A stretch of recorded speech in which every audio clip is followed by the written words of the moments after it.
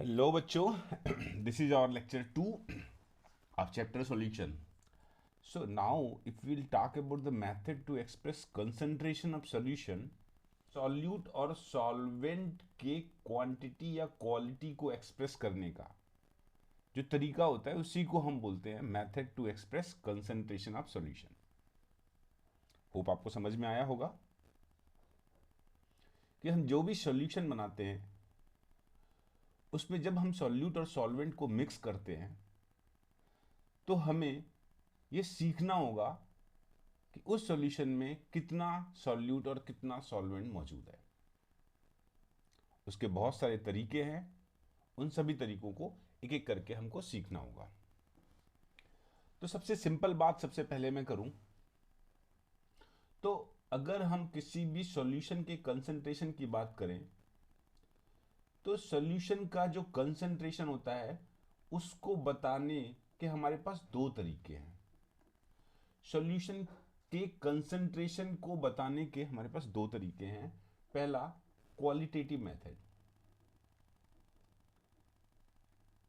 Qualitative method, ये कोई बहुत बड़ी बात नहीं कर रहा हूं, बहुत छोटी सी बात कर रहा हूं, लेकिन बात पूर्णतया की होनी है इसलिए इसको करना जरूरी है। इस क्वालिटेटिव मेथड में हम सिंपल बताते हैं कि हम जो भी सॉल्यूशन बना रहे हैं वो पतला सॉल्यूशन है या गाढ़ा सॉल्यूशन है, कंसंट्रेटेड है, कंसंट्रेटेड सॉल्यूशन है या फिर वो डाइल्यूट सॉल्यूशन है। तो there are qualitative method to express concentration of solution. In that qualitative method we say either the solution is dilute or it is concentrated. Simply, that's it. But there is another way that is called as quantitative method.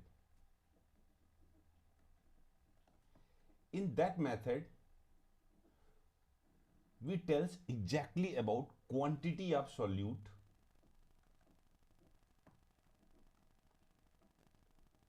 present in a solution.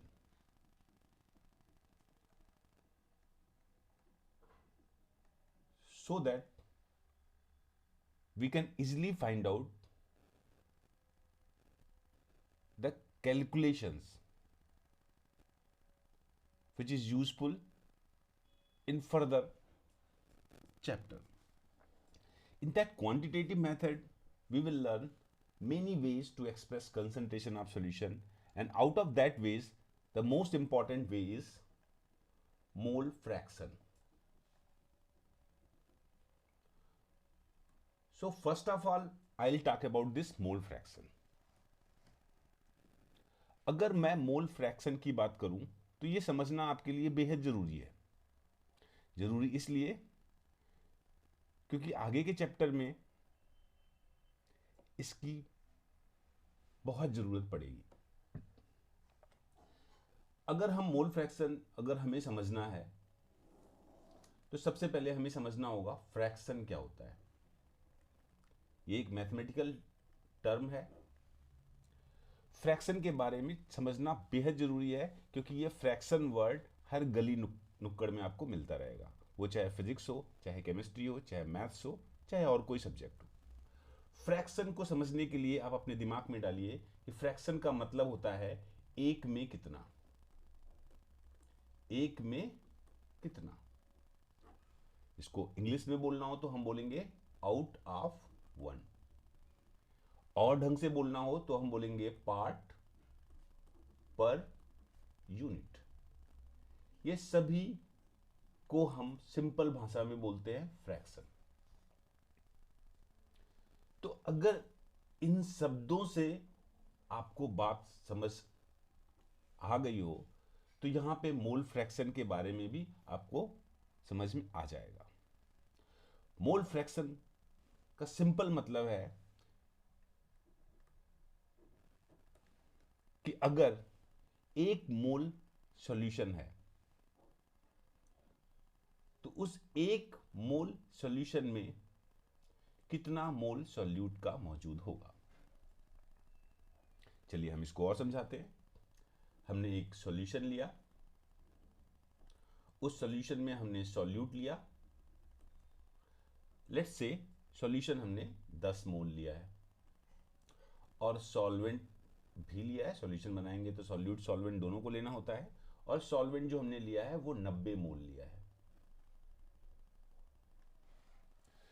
तो हमने जो solution बनाया है उस solution की अगर हम बात करें तो उसमें 10 मोल सॉल्यूट का है और 90 मोल सॉल्वेंट का है। टोटल मोल कितना हुआ आप बता सकेंगे? तो टोटल मोल जो होता है सॉल्यूशन का, total mole of solution, that will be equal to 10 plus 90, that is 100 मोल। यानी सॉल्यूशन में कुल सॉल्यूट और सॉल्वेंट मिला के 100 मोल हैं, 100 मोल हैं। तो अगर हम 5वीं या 6ठी क्लास की मैथमेटिक्स को ध्यान में रखें तो हमें समझ में आएगा कि अगर 100 मोल की बात करते हैं तो 100 मोल सॉल्यूशन में, 100 मोल सॉल्यूशन का है, तो 100 मोल सॉल्यूशन में कितने मोल सॉल्यूट के हैं? 10 मोल सॉल्यूट के हैं, 10 मोल सॉल्यूट के हैं। तो अगर हम 5वीं 6ठी क्लास की यूनिटरी मेथड लगाएं, एक में कितना निकालने का एक मैथमेटिकल अप्रोच लगाएं, तो 100 मोल अगर 10 मोल सॉल्यूट है तो एक मोल सॉल्यूशन में, एक मोल सॉल्यूशन में, एक मोल सॉल्यूशन में कितना मोल सॉल्यूट का होगा? तो सिंपली मैथमेटिक्स कहती है 10/100। कैलकुलेट करेंगे तो ये आएगा हमारे पास 0.1। This will be called as mole fraction of solute. यानी सॉल्यूशन के सारे मोल को अगर हम एक मान लें तो एक में 0.1 मोल किसका है? सॉल्यूट का है। ऐसे ही सिमिलरली थोड़ा सा और आपको ध्यान देना होगा, यहां पे अगर हम 100 मोल के सॉल्यूशन की बात करते हैं, 100 मोल के सॉल्यूशन की बात करते हैं, तो 100 मोल के सॉल्यूशन में सॉल्वेंट के मोल कितने हैं? आपने देखा 90 मोल हैं। तो 100 मोल के सॉल्यूशन में 90 मोल सॉल्वेंट के हैं, तो एक मोल सॉल्यूशन में कितना होगा? 100 को अगर हम एक मान लें तो कितना होएगा? 90/100, यानी कैलकुलेट करने पे आएगा 0.9। यानी अगर हम सॉल्यूशन के कुल मोल को यहां पे एक माने हुए हैं तो यहां पे जो सॉल्वेंट का मोल होगा वो होगा 0.9। अब आपने ध्यान दिया कि जब भी हम ये जो हमारा मैथमेटिकल, ये जो हमने यहां पे किया है, ये 5वीं 6ठी क्लास की मैथमेटिक्स है और इसको हम बोलते हैं यूनिटरी मेथड। एक में कितना, जब भी हमें पता करना होता है तो इसी तरह के हम कैलकुलेशंस करते हैं। और इस कैलकुलेशन को अगर आप ध्यान देंगे तो ये जो हमारा स्टेप है, इस स्टेप पे अगर हम ध्यान दें, इस स्टेप पे हम ध्यान दें, यहाँ पे इस स्टेप पे ध्यान दें, तो this is the step where main calculation is going on, where main calculation is going on. और इस मेन कैलकुलेशन में भी अगर हम ध्यान से देखें, इस मेन कैलकुलेशन में भी अगर हम ध्यान से देखें तो यहां पे ये जो हमारा कैलकुलेशन है इसको हमें समझने की जरूरत है थोड़ा सा। ऊपर की तरफ अगर आप देखेंगे तो ये जो 90 लिखा हुआ है, it is mole of solvent, mole of solvent. और नीचे की तरफ जो लिखा हुआ है, ये लिखा हुआ है मोल ऑफ सॉल्यूशन, मुझे कहना चाहिए टोटल मोल ऑफ सॉल्यूशन। और यहां पे भी फाइनल ये जो कैलकुलेशन है इधर, यहां पे भी आप देखेंगे तो ये लिखा हुआ है मोल of solute, mole of solute. और यहां पे जो लिखा हुआ है that is mole of solution. Simple बोले तो भी चल जाएगा, लेकिन हम यहां पे अगर टोटल बोले तो ब्रेन एकदम से खिल के आता है, समझ में आता है ब्रेन को। और अगर यहां पे हमने इसी तरह का न्यूमरेटर डिनोमिनेटर का एक डिवीजन कर दिया तो अब यहां पे एक मैथमेटिकल एक्सप्रेशन भी आ गया। और उस मैथमेटिकल एक्सप्रेशन की बात करेंगे तो कहेंगे this is known as mole fraction of solute, and this will be known as mole fraction of solvent. This is, तो इतना कुछ जो मैंने अभी आपको बताया, प्लीज थिंक ओवर इट। अगर हम सिंपल मोल फ्रैक्शन की डेफिनेशन की बात करें तो हम बोलेंगे number of mole of component number of mole of component in 1 mole solution। जो भी सॉल्यूशन हमने बनाया है उसमें सॉल्यूट और सॉल्वेंट दोनों के कंपोनेंट को अगर हम एक मान लें तो उस एक मोल सॉल्यूशन में कितना मोल सॉल्यूट का है और कितना मोल सॉल्वेंट का है, that is the simplest definition of mole fraction. Hope you understood. Mole fraction का जो मैथमेटिकल एक्सप्रेशन होता है, अगर हम सॉल्यूट के टर्म में मोल फ्रैक्शन निकालें तो mole fraction of solute is equal to number of mole of solute upon total mole of solution। अब आप मुझसे पूछेंगे कि ये x क्या होता है, तो यहाँ पे इसी को मैं आगे की बात में बताना चाहूँगा, लेकिन मैं यहीं पे कर देता हूँ। तीसरी के बात के पहले मैं चौथी बात कर देता हूँ। The symbol of mole fraction is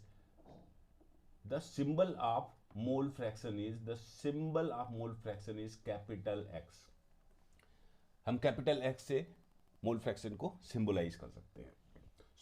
अगर हम देखें तो मोल फ्रैक्शन ऑफ सॉल्यूट का मैथमेटिकल एक्सप्रेशन ये आपके सामने लिखा है, एंड होप यू अंडरस्टूड कि ये मैथमेटिकल एक्सप्रेशन भी कहाँ और कैसे आया है, कहाँ से और कैसे आया है। Similarly we can write mole fraction of solvent over here. And अक्सर करके जब भी हम मोल फ्रैक्शन के क्वेश्चन की बात करते हैं तो अगर आप बहुत बेसिक लेवल पे हैं तो मैं आपको बता दूं कि क्वेश्चन में प्रॉपरली मेंशन हुआ रहता है कि आपको सॉल्यूट का मोल फ्रैक्शन निकालना है या सॉल्वेंट का मोल फ्रैक्शन निकालना है। लेकिन अगर क्वेश्चन में मेंशन नहीं है तो ऑब्वियसली क्वेश्चन में सॉल्यूट की ही बात की गई होगी। आप सॉल्यूट पे ध्यान दीजिए, मोल फ्रैक्शन जब भी निकालना हो तो आप सॉल्यूट के टर्म में ही मोल फ्रैक्शन निकालिए।